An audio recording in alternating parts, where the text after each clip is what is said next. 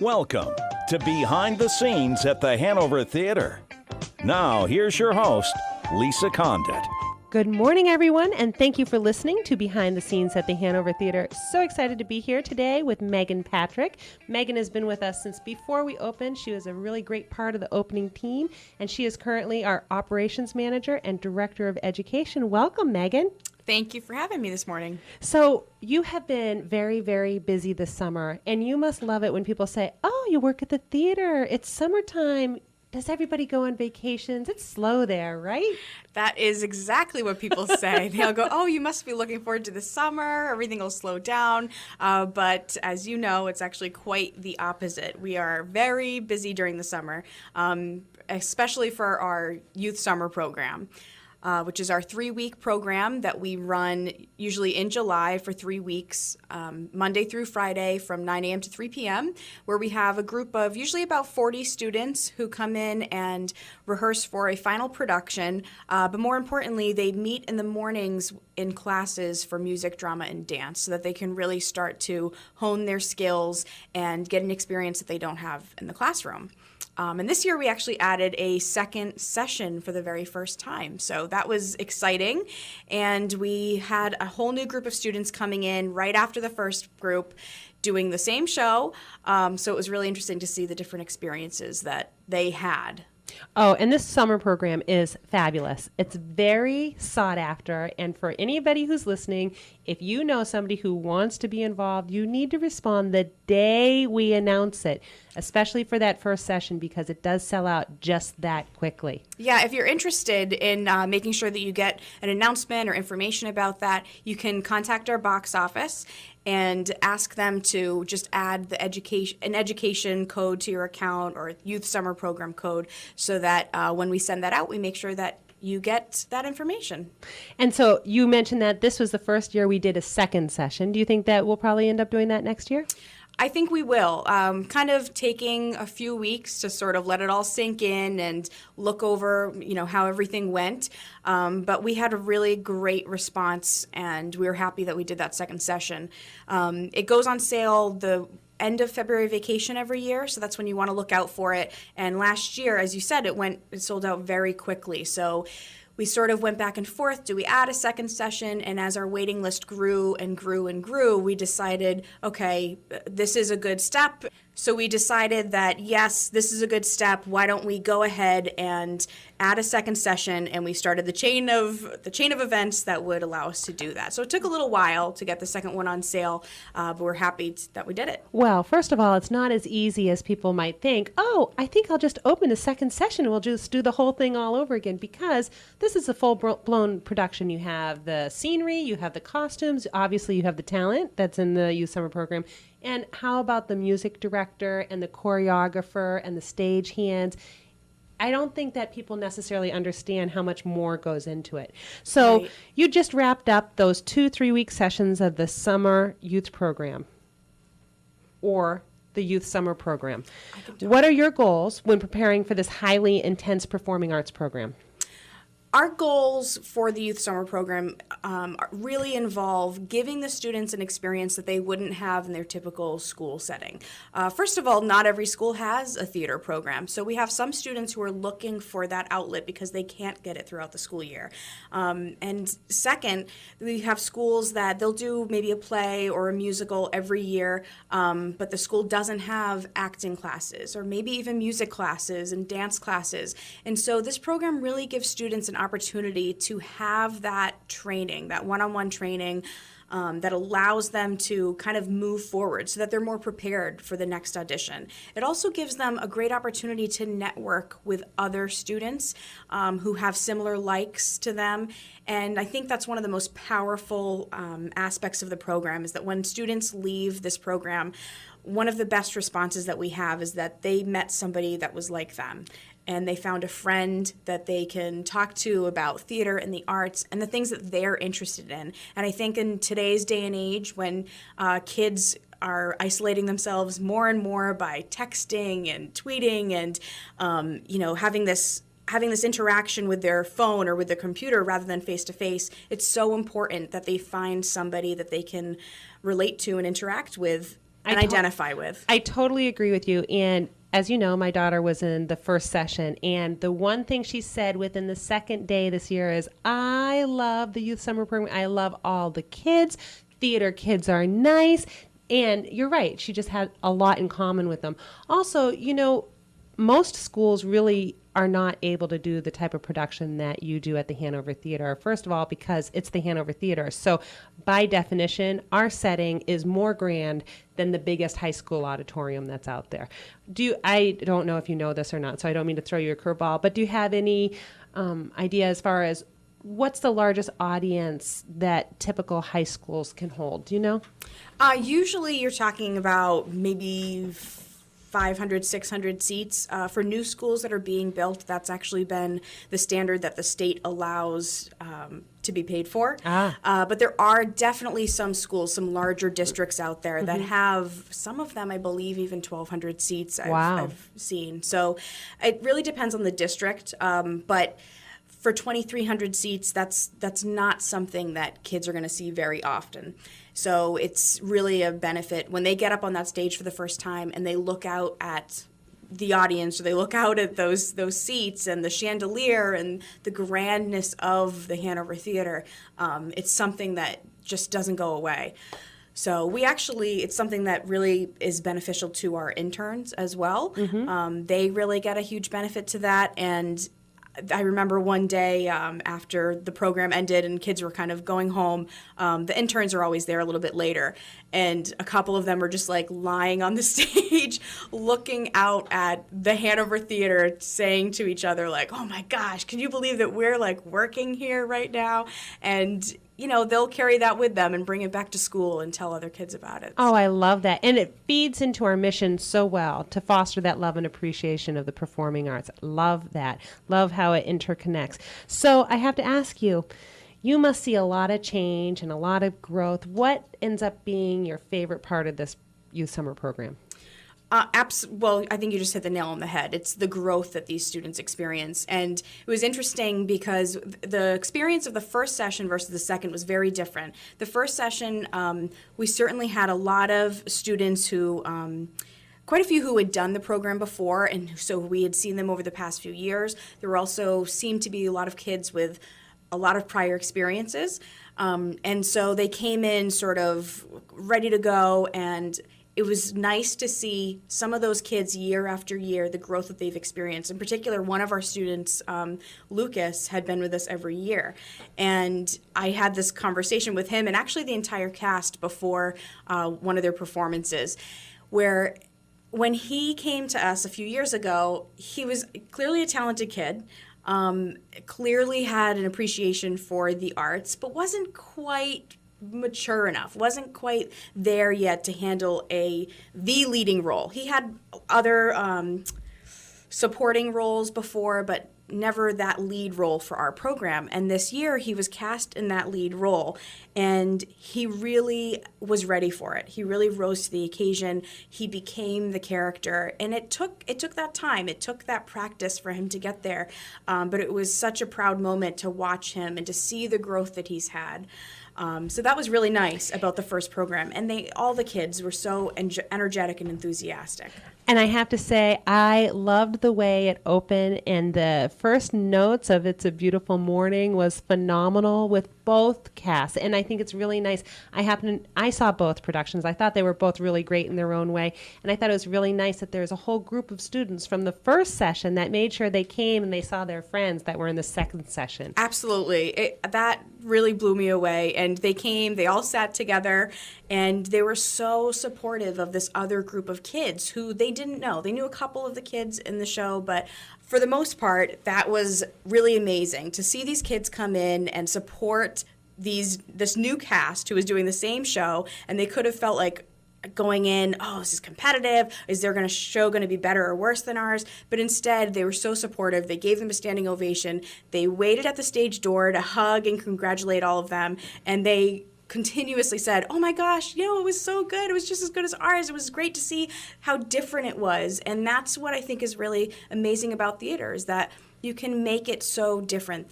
That's why we keep changing shows and reviving them and performing them over and over again, because live theater, you can make it what you want. Thank you so much. Megan, before the break, we were talking a lot about the youth summer program, and we talked about the differences between the first and the second session. And do you want to touch a little bit more on really what goes into adding that second session? Sure.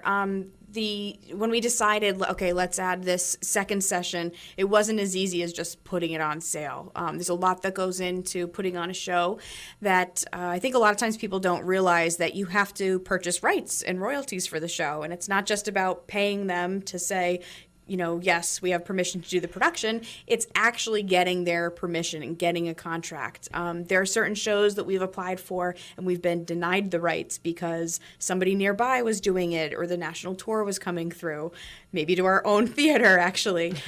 So to get the rights extended for that second session took quite a bit of time to get that approval to come back. And then we have to have that staff continue through. And unfortunately, we weren't able to have the same music director and choreographer. They were not available for a second session, as you can understand, because 3 weeks, 9 to 3 every day, when kids are home from school, and if you need to be home with them or you don't get a lot of a break during the year, it's tough to commit to another 3 weeks back to back. So we sought out a new music director and a new choreographer, which was actually really wonderful to have the opportunity to give kids a whole new set of people to work with. So that took a little bit of time, of course, to find a new music director, to find a new choreographer, to get their schedules straightened out, to make sure that they were on board. And then we like to try to have our assistants stay on as well. So the interns that we had hired for the first session, we needed to make sure that their calendars got cleared. So it was a lot of going back and forth, lining everybody up, making sure that the stars aligned before we could go ahead and put it on sale. Well, another really popular program that you manage is the Student Critics program. I love this program. Remember, I come from a writing background, and I think it's so fabulous that you work with different schools and students have to apply, right, in order to participate.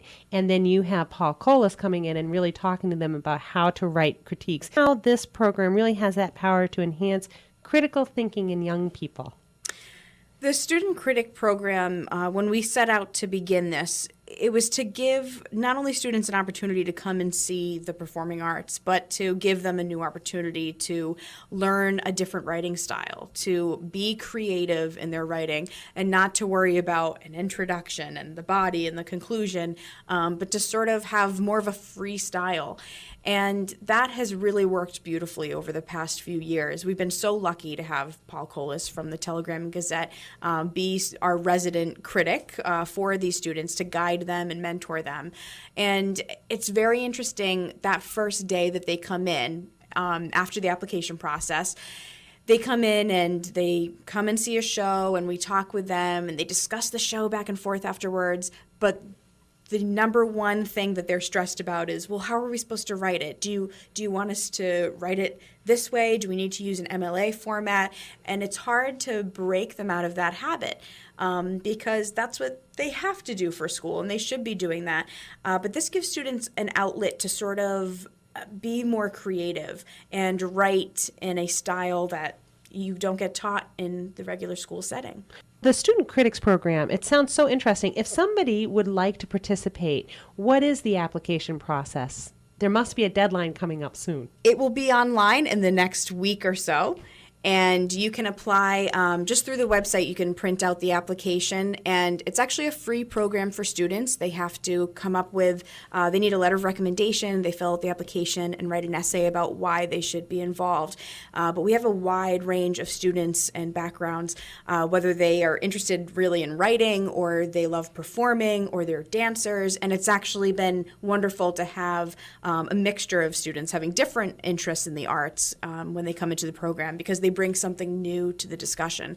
But one of the benefits of that Student Critic program, like I said, is that it's free to students. So we do get a lot of applicants, but they get that benefit of seeing all of these shows throughout the season. And I just want to mention, with our second session this year of the summer program, we actually had a lot of scholarship recipients for that program as well. And there's something really special about giving a student an opportunity to get access to the arts that they wouldn't otherwise have. And when we had this group of second session students come in, as I said, a lot of them were scholarship recipients. And because of that, some of them didn't have as much experience as the other kids. And you could kind of see them looking at each other going, wait a minute, what is he doing or what is she doing? And we were a little bit nervous at first going, are they going to pick it up? Are they going to get it? And it was almost more rewarding watching those kids grow over those 3 weeks because they had so much further to go. But they did. They got there and they gave a wonderful performance. And, those kids, they will take that with them. All of these education programs that we do, I always keep in the back of my mind that these kids that we're working with, they are our future theater goers. They are our future in the arts. They're going to write the next Broadway musical. They're going to win the next Tony Award.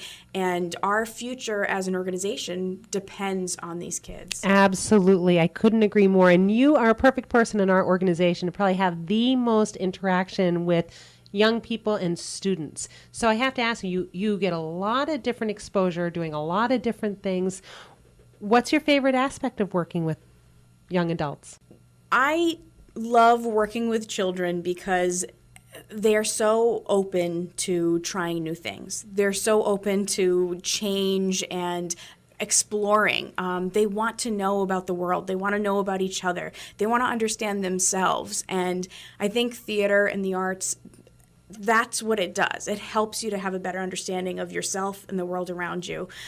So when a kid is in a show, you talk about life experiences. That's what a production is. It's some part of somebody's life that you're presenting on stage. And so you naturally have these opportunities to bring up life topics, and it allows students to interact with each other and talk with one another in a way that they don't have the opportunity to do so in everyday life or even in a classroom, because you're saying, okay, this story is about love, or this story is about maybe it's depression of some character in Oklahoma from the youth summer program. One of the characters, Judd, he was a very dark character, and he's looked upon as sort of the evil character in the show. But as we sit with the students and we talk to them about, listen to his story, look at the way that he's treated by the people in town, look at the way he's treated by Curly, the lead handsome, lover in the show. If that happened today, how would you feel for him? How would you feel about that situation? And they can relate to it, and they talk about times when they may have been called out for something or felt bad or felt like an outcast. And it allows them to relate their lives to these stories and open up to one another. Oh, absolutely. Can you tell us a little bit more about the Goddard program? Absolutely. I just met with Patty Ryan from the Goddard Scholars Program at Sullivan Middle School just a couple weeks ago, and this is going to be our third year actually working with them. The Goddard Scholars, it's an innovative program for students who are excelling in school, and they take this group of about 70 students, actually maybe 90 now, and they give them additional experiences outside of the classroom. And so the theater, we participate in this. And so over the course of the year, we'll have different opportunities for their students to either come to the theater or for me to go to the school. So for example, in the past, of course, they come to see Christmas Carol, which is our student matinee performance, and they do a Q&A with the cast afterwards. They come and do a tour of the theater early on in the school year to just kind of get to know the building and be familiar with the space. And then later in the year, I go there and I'll do an improv class for them one day. We did a session on how to write a musical last year, which was really fun. So it gives these kids... Wait, I just have to say, have any of them written one yet? Not yet, not that I know of, but I do this similar lesson in our youth summer program, and kids are so creative. It's amazing what they will come up with, and we ask them to bring in newspaper articles, and from those articles they have to sort of create these other stories and musical numbers. And some of them, I'm telling you, you will see them on Broadway someday because they're very creative. I think that that's awesome. And I can't wait to see some of our stars from Worcester on Broadway. They'll be coming back and performing on our stage. I love it. I love that. So you talked a little bit before about today's plugged in world. And why do you think that the theater going experience is so important for young people now? It's so easy for them to isolate themselves, as I said before. It's so easy for them to get into their computer or their cell phone or get on Facebook and communicate with their hands rather than communicating with their mouths or with their faces. And number one, they have to learn how to do that. They have to learn how to interact with each other. I've seen it even over the course of the past 10, 15 years, how much harder it is for them to have that face-to-face reaction when I'm working with two students on stage and, they're supposed to like each other, they're falling in love, and they're losing that natural ability to communicate. But also, from an audience perspective, the students have to learn how to be audience members. We are so used to sitting on our couch and watching television or sitting there and watching a movie and not laughing and not clapping. We were just talking about how important it is to know how to be a good audience member. And we have lots of really great opportunities for people of all ages to come to the Hanover Theatre. You specifically work with a lot of the student matinees. What are some of the student matinees that are available this upcoming season? Sure. We have Christmas Carol, of course. That'll be coming up. That's going to be December 16th, 18th, and 19th. And that is, I'm sure, people are probably familiar with our performance of Christmas Carol every year. Well, let's not make any assumptions. So, how about tell us what you've noticed when you see school groups come in to see a Christmas Carol? Because I bet a lot of people are thinking, oh, is that really appropriate? But there are a lot of really great things about a Christmas Carol for a school group.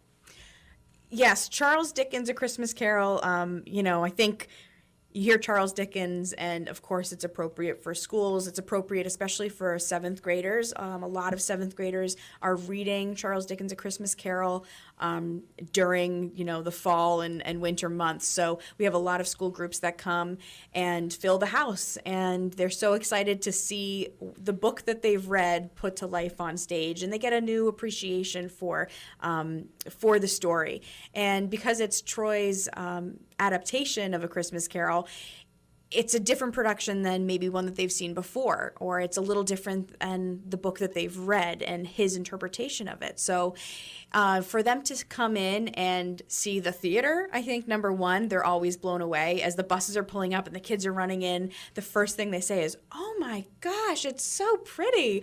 And they didn't know it was here, maybe. They didn't know the theater was here. So it's wonderful to expose them to the new building, but they get inside and they see the costumes and the lighting effects. And it is so different than seeing something on TV in a movie theater or whatever, because you were talking before about we are so used to sitting on the couch, staying in, and watching something on TV.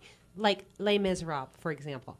Fabulous movie. Totally loved it. My daughter, she's 14, she loved it. I was like, great. Thank God I took her to see that before we went to see the musical. But the musical blew it out of the water for her. And I think it's our hope that that similar experience is repeated. Absolutely. When you sit there and you sit on the couch or even in a movie theater, you don't applaud. You don't laugh out loud like you do in a theater setting. And I think it gets harder and harder for performers to feel good about their performance and to give energy to the performance because they feed off of the audience. And I tell students all the time, you have to let the audience know that it's okay. If you finish a line and they start laughing or they start clapping, don't continue with your lines. Pause there for a second. Allow them to enjoy the moment, because if you keep going, they're going to stop. You're going to teach them to stop appreciating the performance because they're going to want to hear what you're saying. So, well, and doesn't live theater really personalize and humanize the whole experience of the theater or the story that they're talking about? Absolutely. I think that when you sit down for a live performance, you feel like you're a part of the story. The music is around you. You are so close to the performers. You see all their little expressions. and it really makes it hit home more than, in my opinion, a movie or television could ever hope to do. So are there other student matinees that you're working on right now? Yes, so if anyone's interested in Christmas Carol, they can call me or email me. My information's on the website, of course, for student matinee sales. And we're also working on Peter and the Wolf, which is going to be coming up. And that'll be a very exciting new production that is being headed up by Jennifer Agbay at Ballet Arts Worcester. That's awesome. So everybody go check out our website. It's thehanovertheatre.org. And of course, we spell theater with an R-E at the end. Check out our blog that's on there as well, behind the scenes at the Hanover Theatre. Megan's email is on there. It's Meghan, M-E-G-H-A-N, at thehanovertheatre.org. She's going to be making sure that she's letting people know about the applications for the Student Critic program. We have a lot of information that comes around, so make sure you stay tuned, keep in touch, and we'll be right back after this break. Thank you once again, Megan. It's been a pleasure, as always, having you. Thank you very much.